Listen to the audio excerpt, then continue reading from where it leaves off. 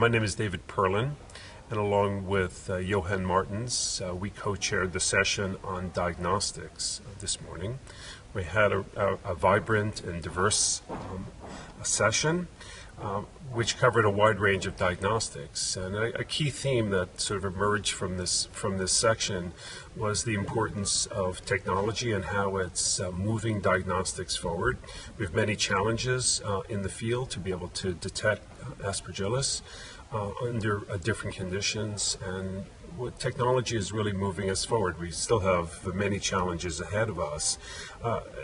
The session started by sort of an evaluation of the use of molecular technology to be able to identify species, Aspergillus species, and sibling species, and this is sort of a new view of how we categorize fungi and how we assess them. And one of the important concepts that came out is that we can now have essentially one fungus and one name, and so from individual species, we're able to sort of move forward and think about the type of diagnostics that we may need to be able to distinguish them. And in this context, our sort of conventional molecular approaches using genes, using regions like ITS1 or ITS2 to differentiate, it's probably not sufficient. That we really need to go beyond that, and we need to incorporate other types of genes like calmodulin and others to be able to adequately distinguish between species.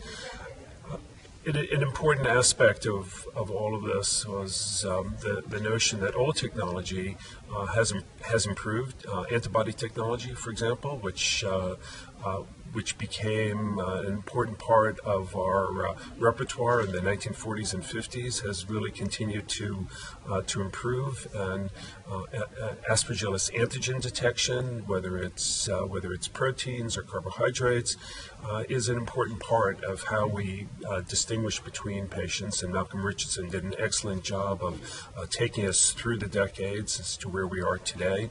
And now we can use this to distinguish between patients with allergic disease and chronic disease. And we have challenges out there. Can we use this technology, for example, to distinguish patients with invasive disease? And these are some of the open questions that we have. But the technology is moving along quite nicely, and as it refines, I think our ability to diagnose these infections will continue to improve. There are some other open challenges and things that have sort of arisen. She's, for example, in it accounts for about 10% of Aspergillus. In a report by Anuradha Chaudhary from India, we see that cryptic infections can be more substantial. It can be as much as 17% in our patient population. And one of the disturbing trends is that many of these species that are identified are strongly drug resistant, resistance to azoles and polyenes. And this is something that we certainly need to come to grips with and understand when we're dealing with cryptic species and their importance. Jatin Vyas has put together some really elegant technology in looking at fungal-specific particles and how we can use these particles, which are coated with different carbohydrates, to interrogate the immune system. And from that really elegant work, he's been able to show that for example, galactomannan-specific particles can be used to stimulate the Dectin-2 receptor and FcR receptors, and this is now sort of ongoing work, but it really highlights the beauty of this technology. And then Gina Hong from Johns Hopkins talked about the importance of detecting Aspergillus in cystic fibrosis patients, and this is an area that has been difficult to really assess because it's not always easy to culture from those patients, especially from those respiratory fluids.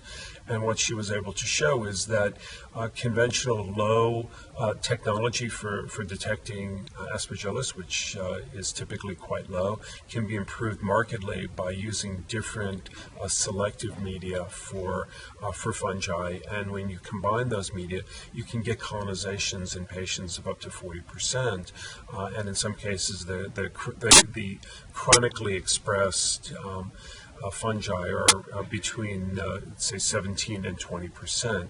So this is something that I think we need to think about in standardizing technology and techniques, which there are none right now, for detecting Aspergillus and other molds, in particular in cystic fibrosis patients.